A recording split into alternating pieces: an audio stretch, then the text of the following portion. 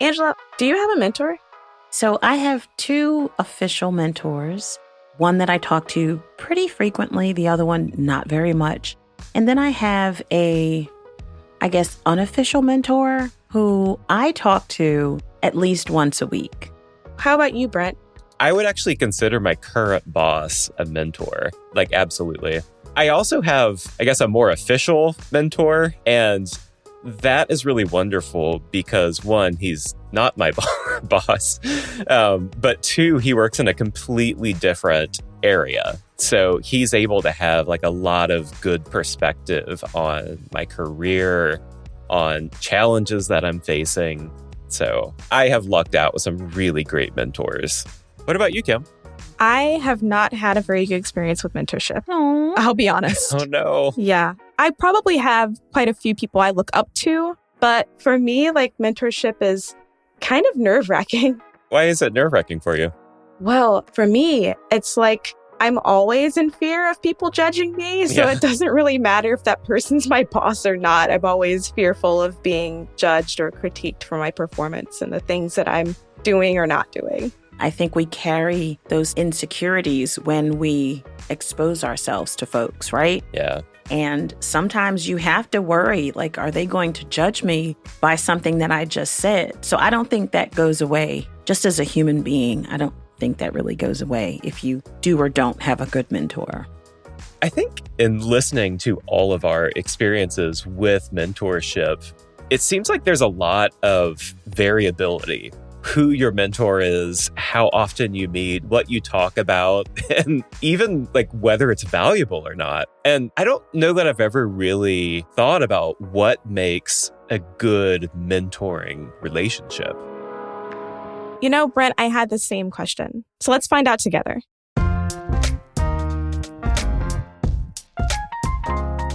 This is Compiler, an original podcast from Red Hat. We're your hosts. I'm Brent Simoneau. And I'm Angela Andrews.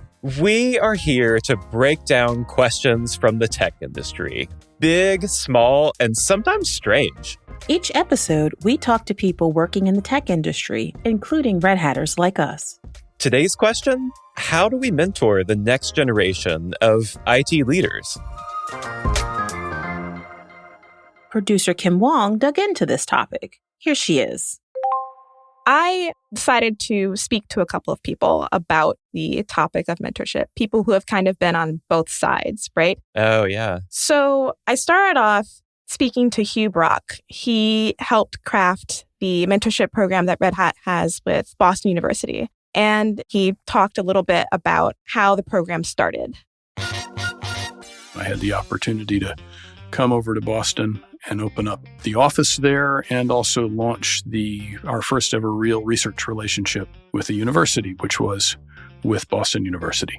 On the one hand, it was, dealing with professors and university research and, developing an intern program more or less from scratch and all of the other things that go along with that. I was for sure making it up as I went along.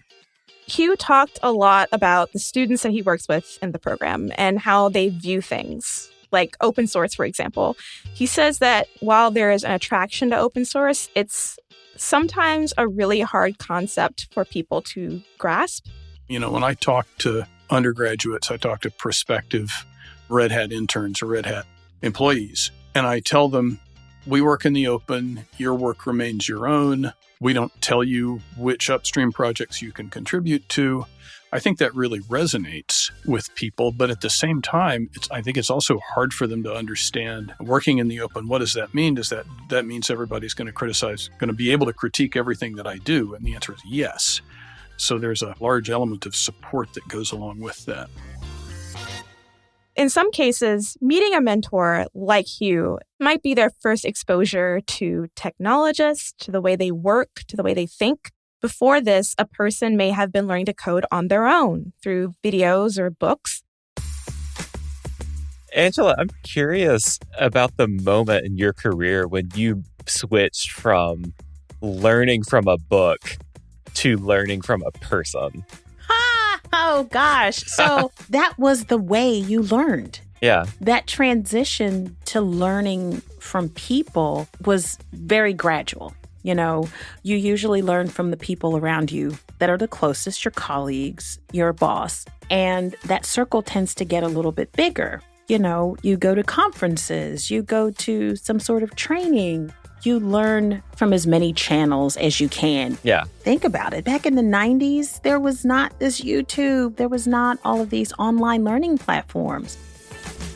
I think maybe one really great thing, but also really bad thing about books and YouTube and other things like them is that they don't talk back. Yes. You have a point. You have a point there because feedback is really important in anyone's learning process. And that's what's missing in those methodologies. I definitely agree with that.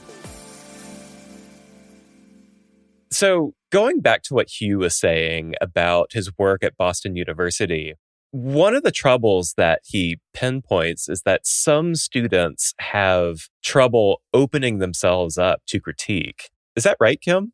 That's right. Think about it. If you're learning how to code on your own, if you are mostly studying in a program, you're not, necessarily working with other people. You're in a very solitary learning environment. Mm-hmm. And then for the first time, you're opening yourself up to critique, doing like code reviews and code comments and, things of that nature. So that can be a little bit of a shift that a lot of these younger tech professionals are not accustomed to and have not encountered before. It's not necessarily a bad thing. It's just that it's something that's very new. Yeah. It's scary and also unpredictable. Yes. Especially when you're young and you're starting out. Yeah. Feedback, if you're not used to receiving constructive feedback, it can feel like a criticism. Oh, yeah. So the delivery in which that information is coming is so important. And of course, the deliverer, the person delivering it is really important because otherwise you might not be able to hear it. I wanted to talk to someone who was on both sides of the mentorship spectrum. So I decided to have a chat with Oyinjola Chatterjee. She's a data scientist who works at the Red Hat AI Center of Excellence. Oyinjola was a mentee in the program at BU. And since then, she's become a mentor herself. I asked her about the role of mentors in a person's development. And she started out by talking about the unique position a mentor can have in being a safe space for a young tech professional to express their thoughts and concerns. The core duty of mentors is to create that safe environment for mentees to ask questions that they wouldn't necessarily ask their managers. And it gives an opportunity for those people who are coming into the tech industry to get support from someone apart from your direct team members who are analyzing you, grading you, or directly responsible for your performance. The pressure to perform plus generational differences can result in a mentee needing very different kind of nuanced things from their mentors. Oyinjola says that today's mentees are no different than any generation and that they could benefit from that type of empathy. Checking in, having conversations about what the mentees are working on, or just empathizing with their situation that they might be really struggling hard to prove themselves or get a job done by themselves without asking for help. Getting a job done without asking for help, that was a really big thing that stuck out to me. Yeah, there's really no specific part in your journey that this doesn't apply to, not for just the new students and new people just entering tech, but this is for anyone along their tech journey. You really do need that space where you can benefit from that type of empathy because, again, not for your team, not your boss, not anyone in that chain, but someone outside of it that can just give you that space to be is really important. And it seems like Oyinjola is the perfect person to help us out here because she's been on both sides. She's been a mentee and a mentor. I'm curious, Kim, how does she create empathy in a mentorship relationship? I asked her exactly that. As a mentor myself, I like to set these 30-minute check-ins at the start of every week a time where the mentees can come and talk about what they did over the past week and just discuss any of the challenges that they faced and just plan forward for the next week. And remember, this is very different from a general team's sprint planning or sprint demos. This is very conversational. This is a time where we can really talk about how could we have done something better, or what are some things which, as a mentor, I can help you with to accomplish your goals. So she's talking about the importance of having someone outside of your team, right? Yeah, and that person creating time and space for you. Yeah. That's not something that I think mentees are positioned to ask for directly. So it's really important that it's offered. Yeah. That's a hard ask, right? Yeah. I mean, we can ask for someone to mentor us, but this little benefit that Andrilla is providing, we wouldn't know how to ask for something like that. We wouldn't know that we could. Yeah, there's something I found really special about instead of the mentee scheduling time with the mentor, sometimes having the mentor schedule time with the mentee. Yes. Like that feels like a gift and it feels really special. At first, I approached this story thinking about, all right, people that are coming to tech for the first time, they may be freshly graduated from a computer science program. I was thinking along the lines of what their identity is and what their concerns are. So I talked to Hima Virati. She's a software engineer at Red Hat, and I want to know about her experience in the mentorship program at Boston University as well. I feel everybody who comes out of college, you're sort of confused. I don't know if it's everybody, but I can say that for a lot of people, because there's so much there. There's so much you have opportunities to take, and it is confusing. It can be overwhelming as well. You're trying to make the right choice because this is something that you want to pursue in the future. And this is, you have your own goals. So a little bit of background about Hima. She did go to Boston University, but she did her undergraduate study in her native Bangalore, India. So in order to go to the program at BU, she had to leave her family behind in India. She came here alone, separated from her family, and that introduced a lot of different concerns and worries and obviously a lot of stress, right? You're separated from your family, everybody that you know, trying to transition into a different world, basically. I think coming from that to an industry where you have a diverse bunch of people with tons of experience, there are super senior people in the company, super talented people, but there are also a lot of your own peers as well who may have been older or younger. So it does get intimidating. I think that's how I felt. There are so many people, there's so many great people that sometimes you wonder what you're able to offer. Angela, take us back to your early career. Does this resonate with your experience? I wasn't leaving my family and my home place, but from where I grew up, moving into this space of higher ed and then moving into this space of corporate America, it was really a culture shift. Yeah. It was a different type of diversity than I was used to. Everybody didn't look like me. So it went from being very comfortable to now having to stretch yourself because you have to make sure that you can communicate with folks that aren't like you. Yeah. You know what I mean? They don't speak your language. And to her point, probably very literally, they don't speak your language. And you get the people who've been around longer than you, so you still have on your training wheels, they don't. So there's that little bit of intimidation. Is this right for me? Am I doing this right? I'm not really sure. Yeah. And in your defense, as someone in this space, you have to believe very strongly that you belong there and you have a place. So that's what gets you to the next hurdle. That gets you to the next project. That gets you through to the next assignment. Imposter syndrome is real and it can be couched in so many different things. Yeah. But knowing you belong there really does take you where you need to go.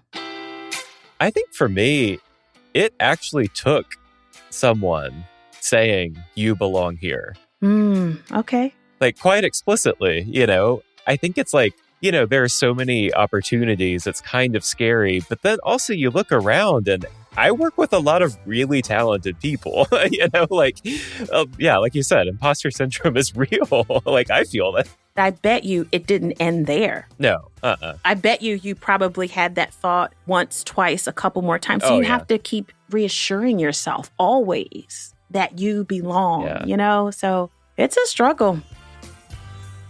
The value of having a mentor, right? Especially someone who's been around longer and maybe someone who is really successful or someone that you can see yourself being in some ways. Yes. Saying that back to you, it's almost like a future self saying it back to your current self that you belong here and you can do this. Man, that goes a long way. That means so much. Yes. Thank you for saying that. It means so much. Yeah. Both Oinjila and Hima came from a really heavy computer science background. They both had people in their family and their friends that were already in the tech industry. So they were kind of assured, a little bit at least, in their, I guess, belonging. But what if someone doesn't have that? Oh, yeah. What are their needs, especially in a mentorship program? Do their needs change? And what are some of the things that they could teach maybe the mentors themselves about how to approach young people who are trying to get into tech for the first time? So we heard from Hugh, who created a mentorship program. We heard from Oinjila and Hima, who have kind of seen both sides of mentorship in both roles. Let me introduce you to Callie Dolphy. She's a data scientist at Red Hat, and I spoke to her about some of the needs and the wants that both mentors and mentees have. She says one of the needs is the need to be vulnerable about what a person knows and what they don't know. I think a huge portion of breaking down that barrier as well is pretty much just being straight up, being like, you know what? I don't really know what I'm doing completely either. I think it's really a sense of vulnerability as well, like needing necessary on both sides. And I think it's a responsibility of the mentor to show a little bit of vulnerability for the mentee can feel comfortable doing that as well. Here's the thing about Callie. She didn't have as much experience as all of her classmates in her computer science degree program. So she said it was a concern that she had to feel comfortable to share things with her mentor who gave her the support that she needed at the time. I can say it can be really intimidating. And I would say that my technical expertise was actually something that I was very insecure about going into my internship at the beginning. And I had a really great mentor in Andrilla who was constantly like, oh, you don't understand this? Let's get on a call and let's figure this out together.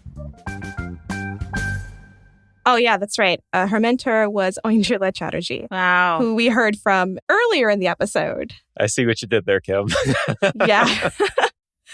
So remember when Oinjila was talking about generational differences? Yeah. Callie says that those differences can present in more than just a frustrating kind of way. They can also present unique opportunities. When people can start to break down their walls and figure out that they can learn from both directions is when you actually start to get somewhere. I found with all of my mentors at Red Hat, their excitement towards talking with me and hearing what I have to say. And just something that I had constantly hearing about is like the energy that the newer people bring in and the new ideas. Like, you need both sides of it. Oh, okay. I see what she's saying. Yeah. So she's saying that like it's not just about the mentee, the person who is mentored, learning from. This is getting very confusing. I need to. We need a cheat sheet. I need a cheat sheet. She's saying that a mentor can learn just as much from their mentee. Oh, for sure. Right? I agree. I mean, in that relationship, it definitely goes both ways. The mentee is definitely learning from the mentor, but think about how much the mentor is learning from this person. So in Callie's case, think about it. She came from a non-tech background, maybe different than some of her counterparts. You know, she didn't have that technical foundation and curriculum before she got to college. So she was learning on the fly. So having a mentor that could listen to her and empathize with her in that relationship, it probably made for such a great symbiotic relationship between the two of them. And I think she mentions that, like, that was a really good relationship. So both ways for sure. It seems like a less valuable mentorship relationship is where the mentor is like, I have all of this knowledge and experience. Let me bequeath that to you. Yes, exactly. And that's not how it works. Or let me make you into a miniature version of me. Oh, wow. I would put that on the bad side. Yes. Yeah, that's definitely not a win-win in the mentor-mentee relationship.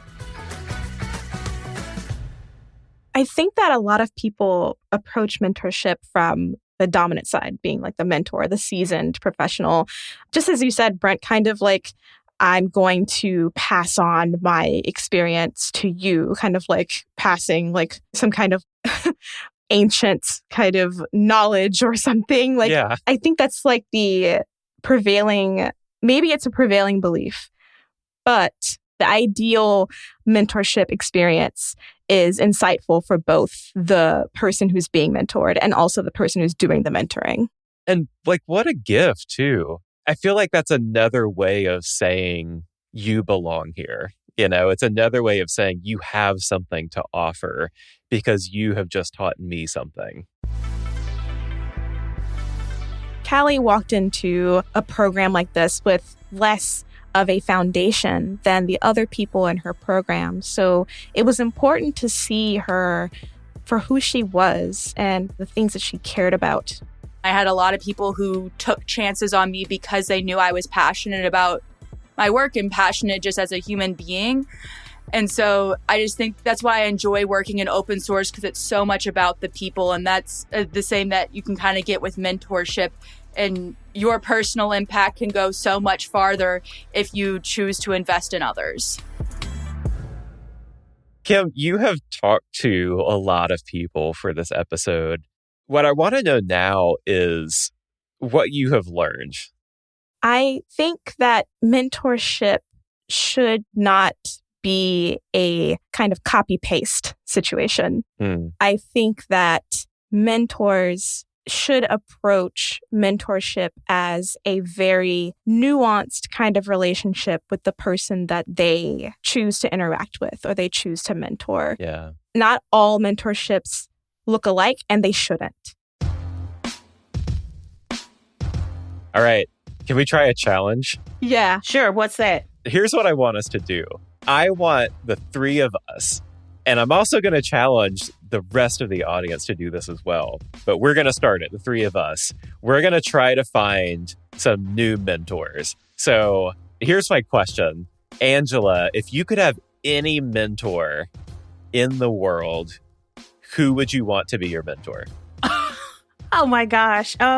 If I could pick a mentor, it would have to be Cree Summer. Who is Cree Summer? She is a voice actress. And I've, been following her since she was on A Different World, a TV show many, many years ago. And she pivoted into voice acting. I would love to be a voice actor. Like, that's my secret, thing that I have going on in my head. So wow. I would love if I could be mentored by Cree Summer. That would be insane. What about you, Kim? I think that my dream mentor would be Missy Elliott, the hip-hop artist and producer. Okay. Yes. Yes. She came from a very similar background as me. She's from the same state as me. And she has always been kind of irreverent to whatever is like contemporary or in style. She kind of like set so many different kind of standards and so many different like trends. And I think that that's so strong and so cool. And she always puts out amazing work because of it. And that's who I would pick in a heartbeat. That's a good one. That is a good one. I love it. All right, so here's what we're going to do. We are going to shoot our shots. Oh, no. Are we going to do this? Are we making a pact? Yes, we are. Yes, we are. Wait, you didn't tell us. Who would be your mentor? Oh. So I think that I want Jad Abumrad to be my mentor. He hosts this show and created a show called Radio Lab. And I think that he is brilliant. Nice. All right. All right. That's awesome. Let's do this. So we're going to make a pact. And listeners, we want you to do this as well. Even if you don't even think it's possible, tag them on Twitter, shoot your shot. Let's make this happen. Yes. I love That's it. fantastic. I'm so excited. I know. And that does it for this episode of Compiler. Today's episode was produced by Kim Huang and Caroline Craighead. Victoria Lawton is the mentor of our dreams. Our audio engineer is Christy Chan. She was helped on this episode by Elizabeth Hart. Special thanks to Sean Cole. Our theme song was composed by Mary Anchetta. A big thank you to our guests, Hugh Brock, Oindrila Chatterjee, Hema Virati, and Callie Dolphy. Another big thanks to Boston University for their help with this episode. If you want to know more about how Red Hat works with universities, check out research.redhat.com. Our audio team includes Lee Day, Laura Barnes, Claire Allison, Nick Burns, Aaron Williamson, Karen King, Boo Boo House, Rachel Ertel, Mike Compton, Ocean Matthews, and Laura Walters. If you like this show, please follow for future episodes and tell your friends about it. That is the best way to help our show. Angela, you said you wanted to be a voice actor one day. Would you read the last line in your best cartoon voice? Sure, why not? Until next time, see you soon. Angela, hats off. You can't see me, but I am standing and I'm applauding. Yes. Wow. That was funny.